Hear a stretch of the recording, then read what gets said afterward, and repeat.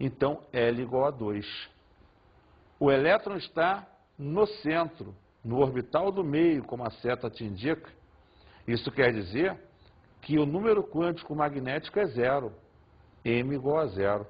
Ele está no quadradinho central. E, finalmente, se o elétron está virado para cima, o S dele, ou ms, é menos 1,5. Com isso, você tem as 4 informações fundamentais. N igual a 4, L igual a 2, M igual a 0 e o S igual a menos 1,5. Com essas 4 informações, eu defino a posição e o sentido em que o elétron está girando.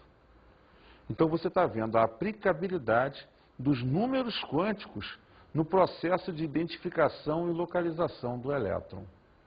Resta-nos agora perceber um outro ponto importante.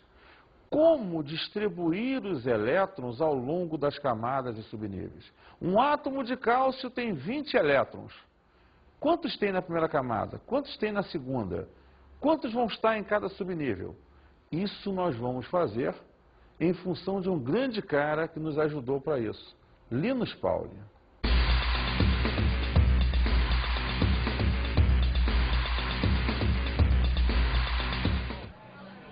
Você sabe me dizer o que significa isso aqui? Isso aqui?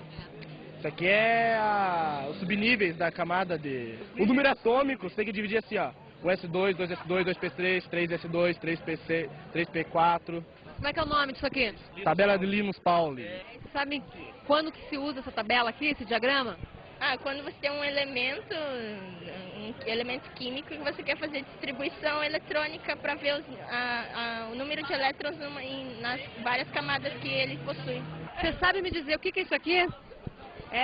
São os subníveis de energia dos elétrons. Mas como é que é o nome desse diagrama? Diagrama de Pauling. Quem foi esse cara aí? Linus Pauling? Ele que fez o diagrama dos subníveis de energia. Era um cara importante? Sim, claro. E quando que se usa isso? Para distribuição eletrônica. Resolver questões de por exemplo, passar elétrons, ligação iônica, esse tipo de coisa, covalente, você tem que saber isso aí. Esse diagrama ajuda? Ajuda, com certeza. Vamos lá, pessoal. Para clarear melhor essa ideia, primeiro, Linus Pauling foi um dos grandes cientistas da atualidade, morreu recentemente, na década de 90, e ele trabalhou muito em função da paz, ganhou um prêmio Nobel pela paz, e em função da química, ganhou um outro prêmio Nobel pela química, onde ele conseguiu juntar essa ideia dos quânticos, juntou essa ideia da eletrosfera de Bohr e necessariamente montou um diagrama onde se organiza e coloca todos os elétrons em camadas subníveis na eletrosfera. Então, o diagrama de Linus Pauling é o diagrama hoje utilizado para fazer a distribuição dos elétrons em subníveis e níveis ou camadas. Então, se você quer organizar a eletrosfera, é hoje em função do diagrama de Pauling que se faz isso. Vamos observar o diagrama. Observe que, na primeira linha, veja só, camada K ou nível 1, N igual a 1. Eu sei que a camada K tem 2 elétrons no máximo. Então, ela só precisa de um subnível S. A camada K, então, foi dividida apenas no subnível S. L tem no máximo 8 elétrons. Para caber 8, eu preciso de S com 2 e de P com 6. A camada M tem no máximo 18 elétrons. Então, eu tenho que botar S2, P6, D10, total 18 elétrons. A camada N tem no máximo 32 elétrons. Então, ela tem um subnível S2, um P6, D10 e F14, que somados os subníveis darão os 32 elétrons. Agora é repetição. Se a camada O tem 32 elétrons, ela terá 4 subníveis. Se a camada P tem 18 elétrons, ela terá os subníveis S, P e D. Antigamente, acreditava-se no 2 elétrons, e você só tinha o subnível S na camada 7. Hoje já se aceita 8 elétrons aqui e você tem o 7s e o 7p. Sendo assim, em função disso, eu tinha um problema. Ah, o elétron está no subnível S. De qual camada? Então eu precisava, de alguma forma, associar o subnível à camada. Como a camada é representada pelos números quânticos principais, K igual a 1, L igual a 2, M igual a 3, eu associei esse número aqui na frente. Então, quando eu escrevo 1S, eu estou falando do subnível S da primeira camada. Quando eu falo 4D, é o elétron que está no subnível D da quarta camada. 6S, o elétron que está no subnível S da sexta camada. Então, a organização do diagrama é uma divisão entre níveis, subníveis e formas de trabalhar com ele. O que eu preciso agora? Entender como distribuir os elétrons. E o Pauling, na sua análise, observou que nada podia ser diferente do que usar a ordem crescente de energia. Porque lembra, quando você monta alguma coisa, você monta sempre daquilo que gasta menos energia para aquilo que gasta mais. Então ele observou esses subníveis e a sua ordem de energia. E observou que isso crescia transversalmente, nessas linhas que você está vendo aí. Gerando, então, essa sequência de subníveis que vai estar em ordem crescente de energia. Então, os elétrons devem ser colocados sempre em função dessa sequência, como vemos no exemplo a seguir. Nesse exemplo, vemos um átomo de sódio, cujo número atômico é 11. Logo, tenho 11 elétrons a colocar também. Vou usar aquela sequência observada no esquema. 1s, 2s, 2p, 3s. Como no S cabem 2, eu coloco os 2 elétrons. Tinha 11 e faltam 9. 2s, 2.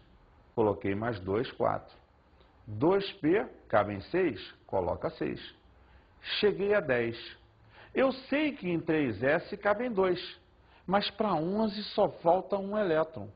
Logo, eu boto esse 1 elétron, computando os 11 elétrons do sódio. Lembra, os números foram usados para aqui, à frente dos subníveis, representar as camadas.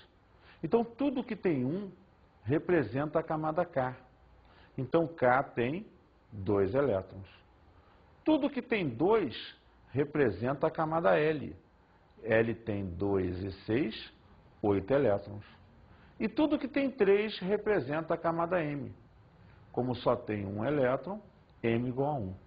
Então, a distribuição por camadas ficaria K igual a 2, L igual a 8 e M igual a 1.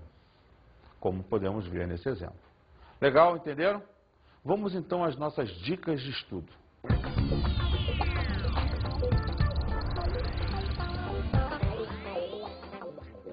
Preocupe-se fundamentalmente com a questão da distribuição eletrônica, seja ela por subníveis ou por camadas. O diagrama de Pauling é ponto crucial do estudo desse capítulo.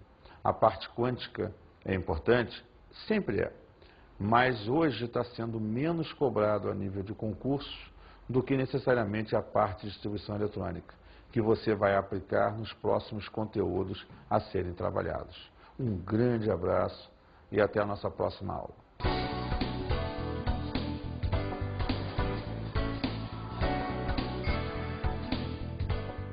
Na aula de hoje, falamos sobre a eletrosfera. A eletrosfera é a região do átomo que circunda o núcleo, onde estão os elétrons, distribuídos em 3 regiões fundamentais: as camadas, os subníveis e os orbitais, e tendo em vista observar o sentido que ele gira dentro dos orbitais. Vimos a configuração eletrônica dos átomos, que necessariamente monta e organiza como os elétrons estão distribuídos dentro de camadas, subníveis e orbitais, levando em conta o diagrama de Pauling como fundamento para esse estudo. E estudamos o diagrama de Linus Pauling. O diagrama de Linus Pauling é o diagrama mais atual que você tem para a organização desses tais elétrons dentro das camadas e subníveis, fazendo alusão, inclusive, aos orbitais do processo. Hoje, praticamente todos os átomos da natureza seguem a ideia do diagrama de Pauli. Poucos são exceções à regra. Bons estudos.